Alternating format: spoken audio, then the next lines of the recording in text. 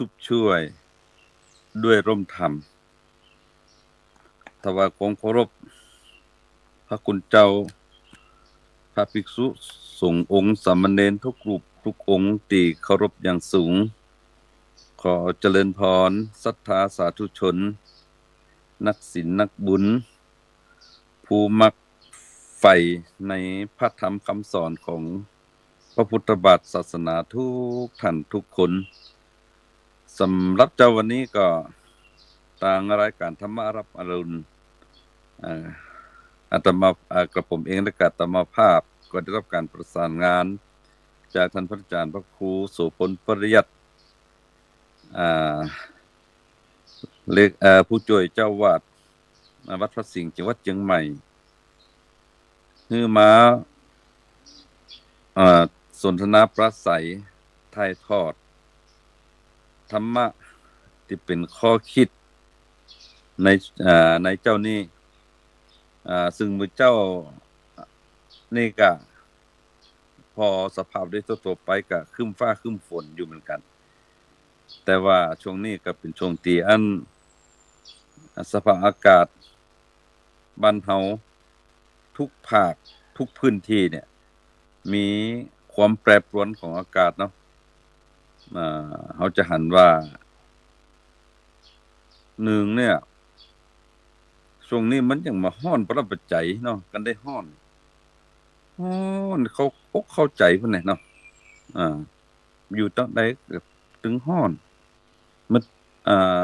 บ่ว่าจะเปิดพัดลมเปิดแอร์หยังก็แล้วแต่มันถึงเนี่ยบรรยากาศของความสุขอยู่กับธรรมชาติมันมีนะอากาศมันร้อนดีที่ว่าที่วัดปงคำอำเภอสันติสุขจังหวัดน่านเนี่ยเฮามีก็ไม้นักต้นไม้หลายก็เลยมีโอกาสได้ไปนั่ง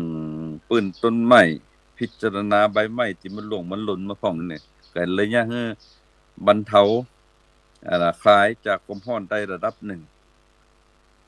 อันนี้อากาศมันค่อนข้างจะร้อนและที่ฝนจะตกเนี่ยมันบ่มากับฝนอย่างเดียวนะสมัยนี้บ่ว่าจะที่ไหนโดยเฉพาะมันมากับนอกจากฟ้าฝนมาแล้วมากับลมตัวยลมนี่บ่ใช่ลมก้อยๆหรอกสมัยก่อนเพิ่นเฮาว่าหน้านี้ลมปัดมะม่วงนี่เนาะเฮาเป็นละอ่อนน้อยไปเก็บมะม่วงบ่ว่าจะเป็นมะม่วงป่ามะม่วงบ้านมะม่วงคุหรือมะม่วงปุ้มเนี่ย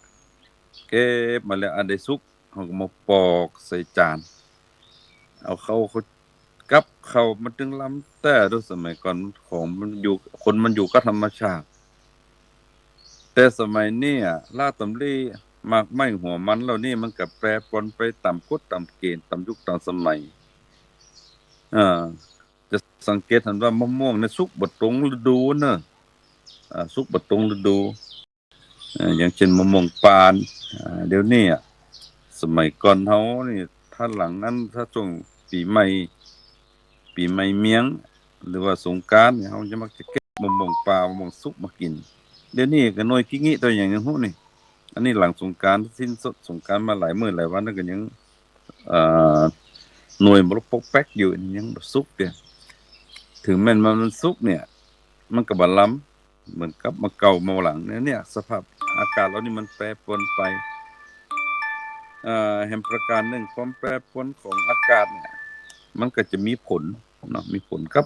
อารมณ์ของคนตัวน่ะญาติโยมทั้งหลายถึงแม้ว่าอากาศมันจะเปลี่ยนแปลงจากร้อนน้อยมาเป็นร้อนนักจากร้อนนักก็มาเป็นร้อนหลายเนี่ยจากฟ้าจากฝนที่มันมาแล้วมันมาด้วยความหายนะมาด้วยภัยพิบัติแล้วเนี่ยแต่อยากจะฝากญาติโยมทั้งหลายว่าเฮาบ่ดีเอาจิตใจของเฮาน่ะไปหิ้วห้อยร้อยรัดกับปัญหาเหล่านั้นในเมื่อปัญหาเหล่านั้นมันเกิดขึ้นเนี่ยมันจะยะให้อ่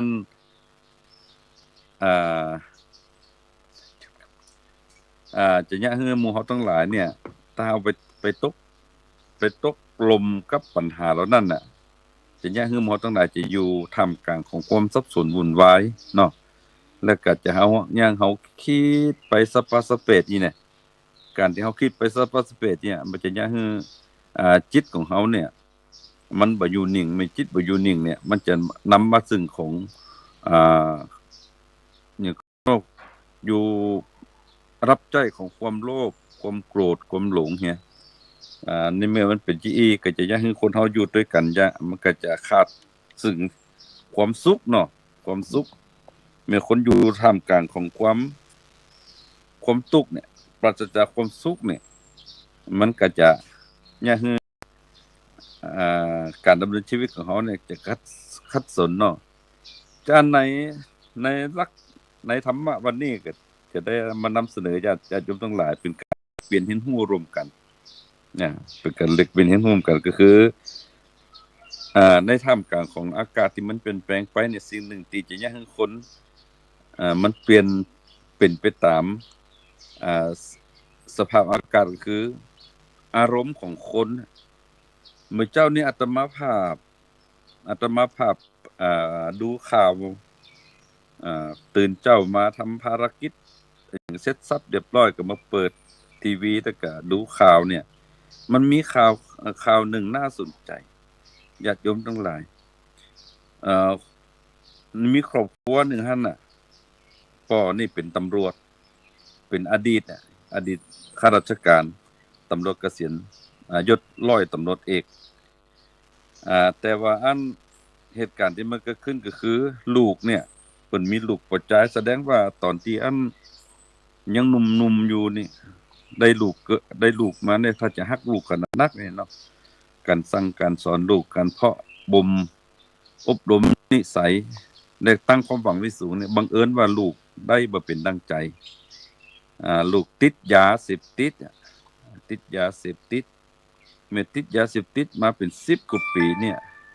ก็เลยเมื่อคนมันตกอยู่ในวังวนเนี่ยมันแสดงออกทางอารมณ์เนาะก็มาขู่พ่อขู่แม่นอกจากขู่ด้วยคำอู้คำจากระแทกกระทั่นแล้วยังบ่พอ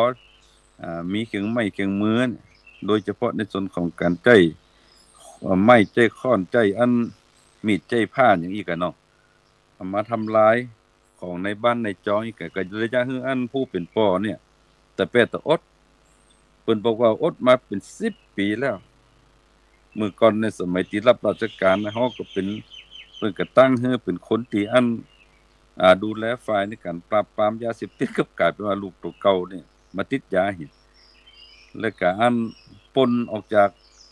เกษียณจากตรงหั้นมาแล้วก็ยังมารับชะตากรรมอดบ่ได้หันว่ามื้อเจ้านั่นไอ้ลูกเพิ่นเอามีดให้มาไล่จะทำลายผู้เป็นแม่พ่ออดบ่ได้ก็เลยเอาปืนยิงไป8นัดป่งปังอีกเนาะลูกก็เลยตายคามือของพ่อนะแค่เรื่องเรานี่นะปัญหาเรานี่มันเป็นปัญหาสังคมมันบ่ใช่ว่าเป็นกรณีเดียวเนี่ยมันเป็นกรณีมันเป็นหลายๆกรณีเกิดขึ้นเนี่ยถ้าจะเนี่ยเฮาในฐานะที่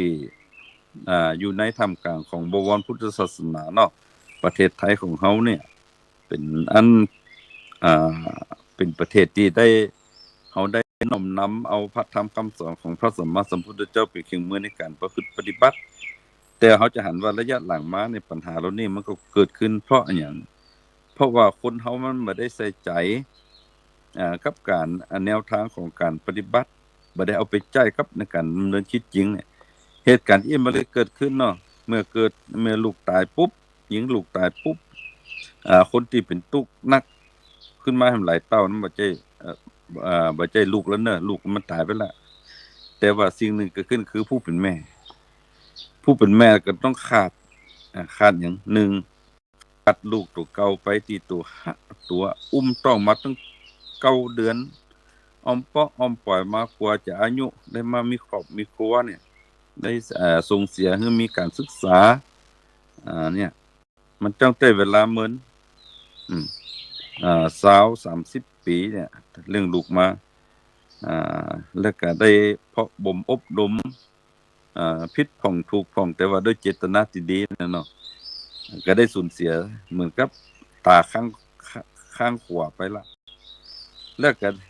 ผู้เป็นป่อนั่นผู้เป็นสามีนั่นจะต้องไปที่คุกที่ขังกี่ฟ้ากี่ปีก็บ่ฮู้ต้องก็ตาข้างซ้ายก็บอดไปละเนี่ย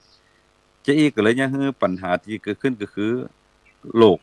รคซึมเศร้าเนาะต้องนำระวังเรื่องโรคซึมเศร้าที่จะเกิดขึ้นตามมาโดยครับปัญหาเหล่านี้ซึ่งอันนี้บ่ใช่เป็นกรณีบ่ใช่เป็นเคสเดียวหรือกรณีเดียวมันมีหลายๆที่หลายๆแห่งจั่นก็ในธรรมะวันนี้ก็อยากจะมาคุยกับญาติโยมทั้งหลายว่าเฮาจะใช้คำว่าวิธีกำจัดอารมณ์โกรธเนี่ยของเฮาควรจะใช้วิธีใดของตามหลักธรรมของพระพุทธศาสนาเนี่ยเนาะพวกคนเฮานี่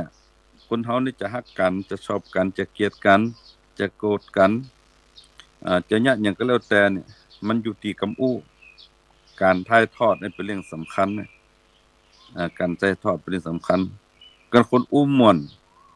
อู้บนฐานของความเป็นจริงอู้บนฐานของการถ่ายทอดไปแล้วมันบ่ได้ไปกระทบกระทั่งมันบ่ได้ไปเบียดบังความคิดชีวิตของคนอื่นเนี่ยคนฟังก็สบายใจเมื่อคนฟังสบายใจมันก็จะเกิดปฏิสัมพันธ์ขึ้นระหว่างผู้ถ่ายทอดกับผู้รับฟังเนี่ยผู้รับเนาะกับผู้ฮือกับผู้รับมันก็จะไปเป็นในทิศทางที่ดีแต่ว่าอันโดยสภาวะของอารมณ์ความโกรธของคนเนี่ยในเมื่อคนเฮามันขาดการปลูกฝังเรื่องสติการรับรู้เอาเท่าทันการเปลี่ยนแปลงของอันสภาพแวดล้อมได้เนี่ยมันจะยะฮือคนเฮาเนี่ยมันจะตอบโต้เนาะในเมื่อแห้งมากก็ไปในเมื่อเปิ้นบ่แห้งตัวมักจะเอามาข่มมาขู่อีนี่อันในตามหลักธรรมของพุทธศาสนาและพระพุทธเจ้าเปิ้นบอกว่าลักษณะของการพูดการถ่ายทอดการพูดหรือการอู้เนี่ยเปิ้นตั้งไว้6ประการที่จะยะฮือการอู้นั้นมันเกิดสำฤทธิผลนี่แหละเพราะว่าคำอู้บางอย่างเนี่ยมันส่งผลต่อการปิดกั้นความเข้าใจนะความเข้าใจกันและก็การเข้าถึงธรรมตัวจันเปิ้นว่านู่นเนาะคือระมัดระวังเรื่องความโลภเนี่ยอุปสรรคของการพัฒนาจิตใจที่เป็นพื้นฐานอัน1ความโลภ2ความโกรธเนี่ย3ความลุ่มหลงเนี่ยสิ่งเหล่านี้เนี่ยความโลภความโกรธความหลงเนี่ยถ้าว่าเขาจะมันเป็นอุปสรรคของการพัฒนาระดับจิตใจแต่ว่าถ้าว่ามันถูกใส่โดยผ่านในเรื่องของกำอู้การถ่ายทอดเนี่ยมันจะยะฮือเกิดความรุนแรงขึ้นจันในหลักธรรมของพระพุทธศาสนาพระพุทธเจ้าเปิ้นบอกว่าลักษณะของการพูดเนี่ย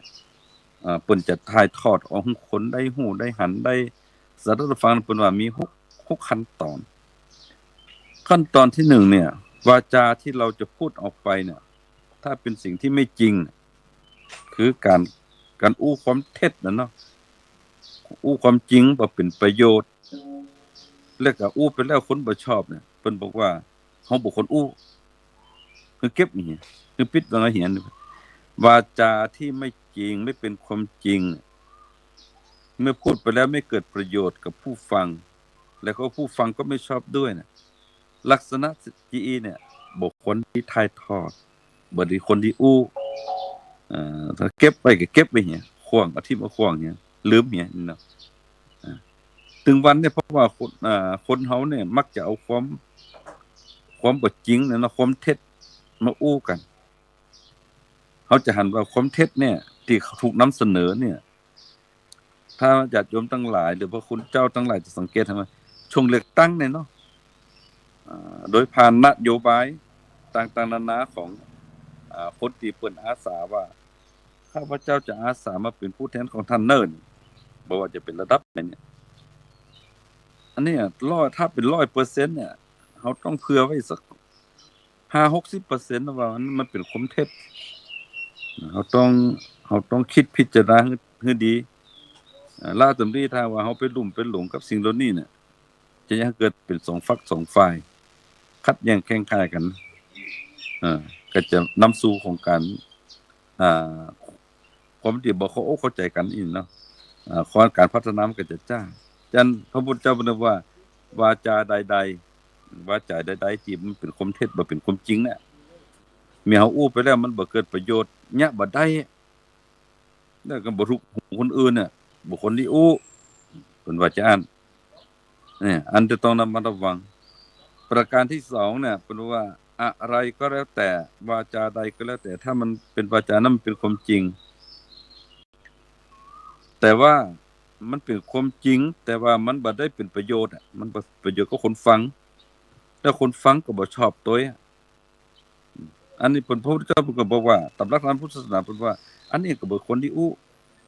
บุคคลที่ถ่ายทอดบุคคลเอาไปปลูกฝังให้คนได้สดับรับฟังกัน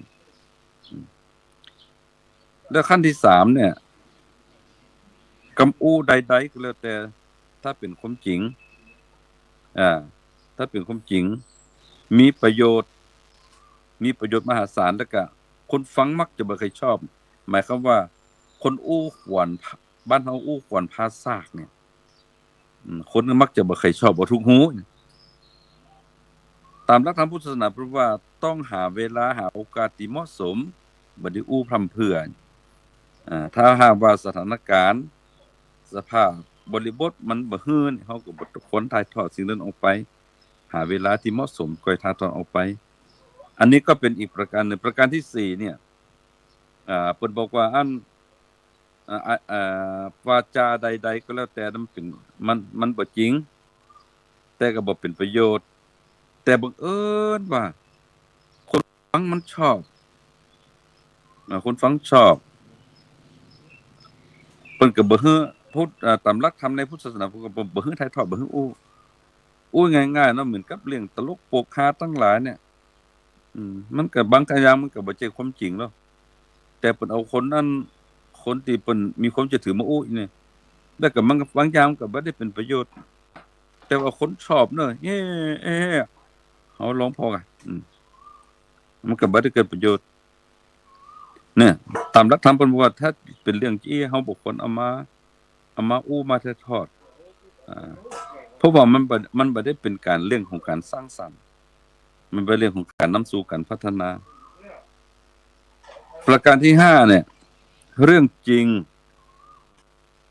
มีประโยชน์เรื่องจริง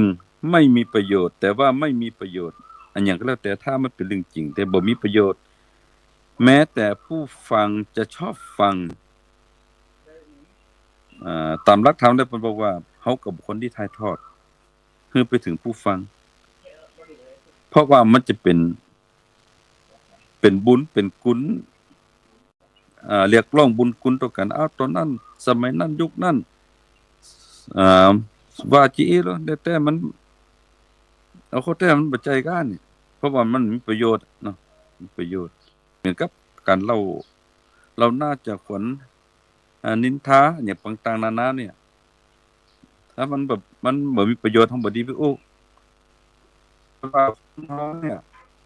มักจะถ้าอยู่ด้วยกันเกิน2คนขึ้นไปเนี่ยมักจะเอาสิ่งเหล่านี้เข้ามาโอ้กัน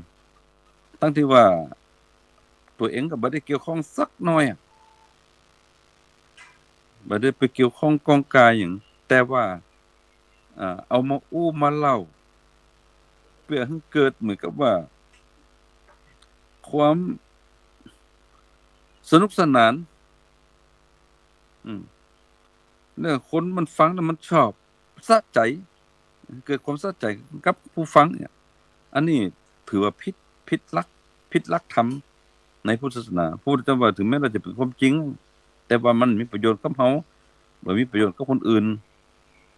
บ่เป็นประโยชน์กับอ่าใดๆทั้งสิ้นน่ะเฮาบ่ถึงแม้ว่าเฮาคนฟังมันจะชอบ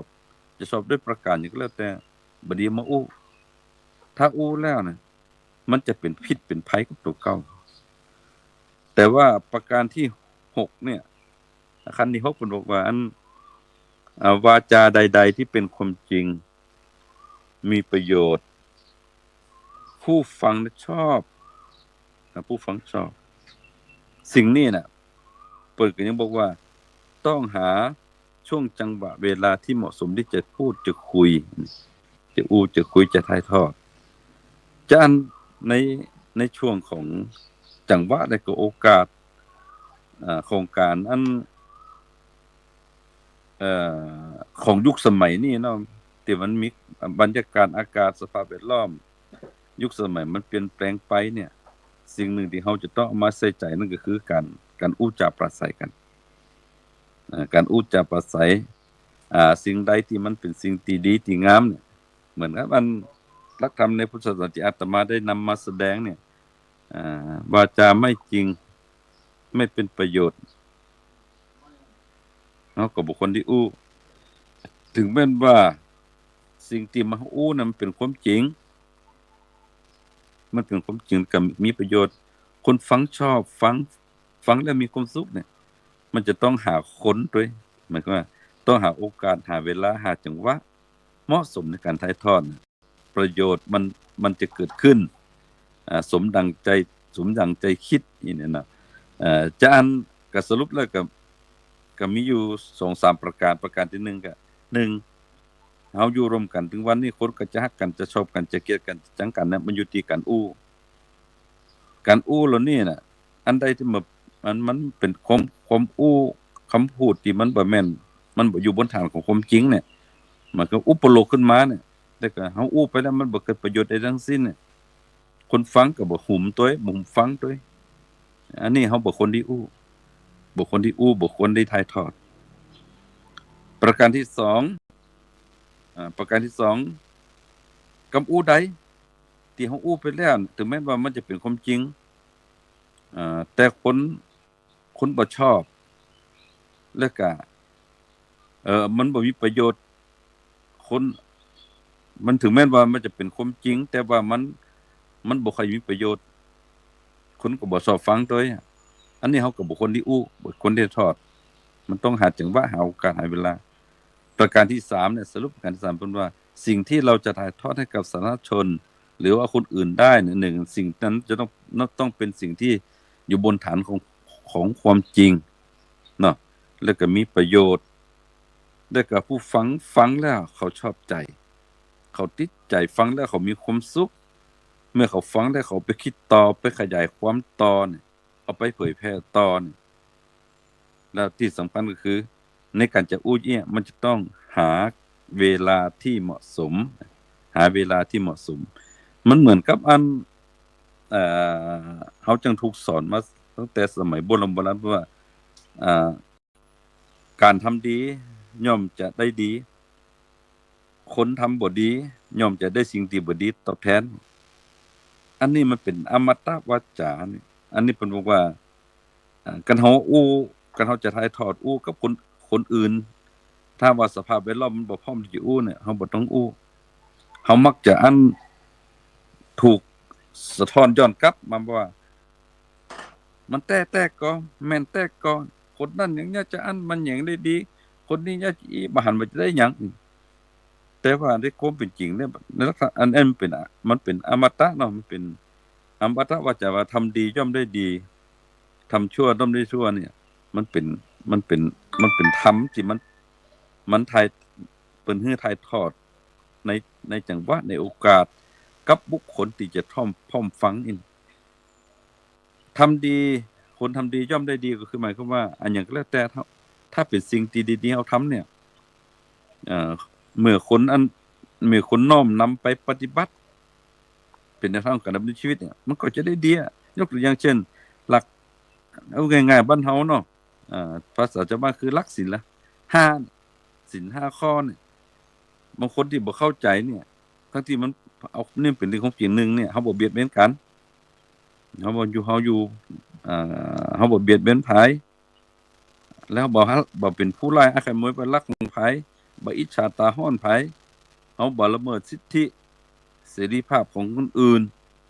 บ่ล่วงล้ำก้ำเกินของคนอื่นเฮาบ่ขี้จุมุสา บ่อู้หลอกล่อเหมือนกับที่ปัญหาเกิดขึ้นบกสแกมมุมสแกมเมอร์ทั้งหลายที่มันดูดทรัพย์ดูดเงินเนี่ยมันเกิดจากความโลภของคนฟังตัวเองแล้วก็มันเป็นความโลภของคนถ่ายทอดตัวเองที่สำคัญคือใจกรรมขี้จุขี้หลอกมาอู้เนี่ยมันเกิดความสูญเสียเหล่านี้เป็นต้นแล้วก็ข้อที่5ก็คืออันเฮามีสติอยู่ทุกเมื่อโดยที่บ่เอาของมึนเมาต่างๆนานาเหมือนอาตมาเล่าข่าวให้ฟังกี้เนี่ยว่าอันสาเหตุที่พ่อนี่ตัดสินใจที่ฆ่าลูกเนี่ยเพราะว่าหยังเพราะว่าสติลูกมีละเพราะมันไปถูกอันสารเสพติดยาเสพติดต่างๆนานานี่มาครอบในสมองของตัวเก่าก็เลยยังให้สมองมันเปลี่ยนแปลงไปน่ะเนาะมันถูกครอบงำโดยสิ่งเหล่านั้นยังให้อันสติสตังค์มันมีสติปัญญามันหายไปเนี่ยคำว่าสำนึกสำนึกสำนึกในสิ่งที่ถูกต้องเนี่ยในคุณงามความดีมันบ่เกิดเมื่อเป็น GA เนี่ยมันก็เลยเกิดเหตุการณ์ที่มันที่เฮาหันเป็นข่าวนี่เนาะเดี๋ยวนี้เป็นต้นจันถ้าหากว่าผู้ใดน้อมนำเอาสิ่งเหล่านี้เข้าไปเป็นเครื่องมือเป็นแนวทางในการประพฤติปฏิบัติเนี่ยจะได้ก็แล้วแต่มันก็คงจะส่งผลเนาะมันคงส่งผลในเรื่องว่าครับมันตอบโจทย์ได้เลยว่า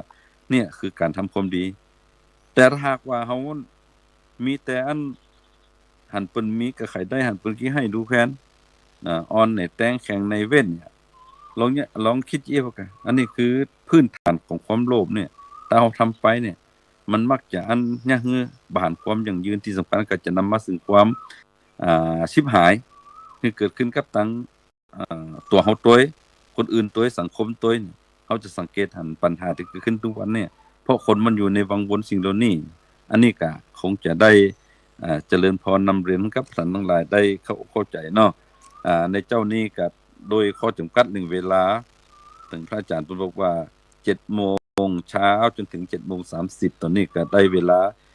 ที่หมดเวลาแล้วก็ต้องขออำนวยจงอำนวยใจก็ให้กับญาติโยมสาธุชนทั้งหลายนักศีลนักบุญทุกๆท่านโยมพ่อโยมแม่ต่างๆคนหนุ่มคนสาวคนท้องแก่ที่ได้สดับรับฟังธรรมะรับอดุลในเจ้านี้ก็ขอให้ท่านทั้งหลายจงมีความสุขความเจริญ